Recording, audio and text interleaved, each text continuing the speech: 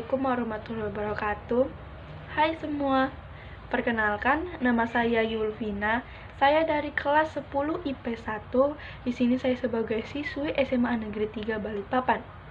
Sesuai dengan judulnya, di sini saya mau menjelaskan mengenai sumber sejarah.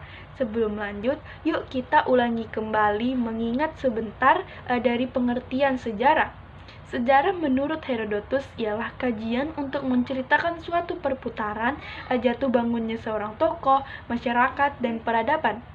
Jadi secara umum pengertian sejarah itu bisa diartikan sebagai asal-usul cerita ataupun peristiwa yang terjadi pada waktu lampau.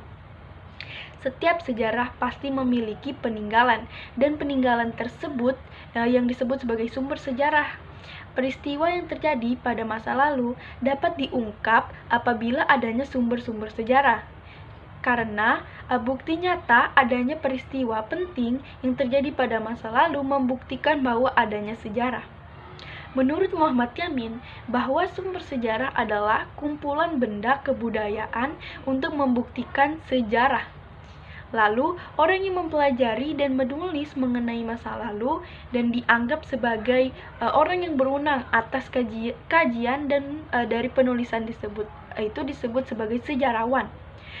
Sumber sejarah dibagi menjadi 3, namun di sini saya ingin menjelaskan ada 5 sumber. Di antaranya yang pertama ada sumber tulisan. Sumber sejarah yang diperoleh melalui peninggalan-peninggalan tertulis, catatan yang berisi fakta tentang peristiwa yang terjadi di masa lampau. Misalnya prasasti, dokumen, naskah, piagam, surat kabar, tambo, catatan tahunan dari Cina, dan rekaman. Contohnya seperti pada peristiwa arsip nasional, kajian Belanda yang menyimpan dokumen selama dalam konflik Belanda. Di Indonesia, sumber tertulis berupa prasasti sangat banyak. Dari keterangan prasasti itulah kita mengetahui adanya Kerajaan Kutai di Kalimantan Timur dan Kerajaan Tarumanegara di Jawa Barat. Berikut ini ada contoh sumber sejarah tertulis yang dapat dijadikan sumber penelitian sejarah. Yang pertama ada dokumen pemerintah, notulen rapat, surat-surat catatan atau buku harian. Yang keempat ada surat kabar. Yang kelima ada autobiografi, dan terakhir ada cerita roman.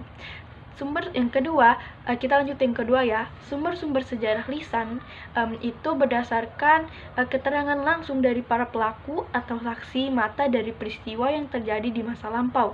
Contohnya seperti sumber sejarah lisan ialah seorang anggota Legion Veteran Republik Indonesia yang pernah ikut serangan umum menceritakan peristiwa yang dialami kepada orang lain.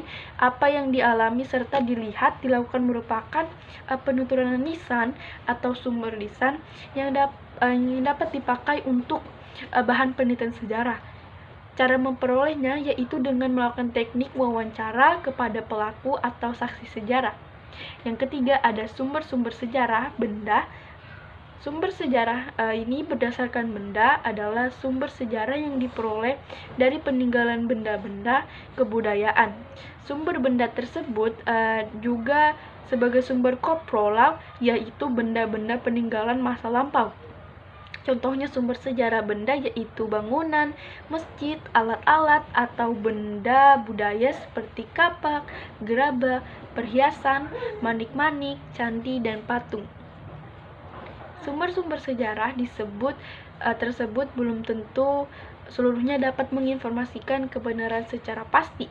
Oleh karena itu, sumber sejarah tersebut perlu diteliti, dikaji, dianalisis, dan ditafsirkan dengan cermat oleh para ahli. Yang keempat, ada sumber-sumber visual. Sumber visual atau gambar biasanya digunakan untuk mengabadikan sebuah kejadian agar tidak mudah dilupakan. Misalnya foto, ukiran, pahatan, atau lukisan. Yang terakhir ada sumber audiovisual. Sumber audiovisual adalah sumber yang kita lihat secara tidak langsung tetapi juga melalui perantara. Jadi contohnya itu dari media audio dan visual gerak adalah contoh televisi, video, film, serta segala bentuk media audio yang biasa digunakan oleh manusia seperti kaset, program, dan piringan. Setiap kejadian pasti ada bukti. Sampai di sini dulu penjelasan saya, kurang lebihnya mohon maaf. Terima kasih dan sampai jumpa di tugas selanjutnya.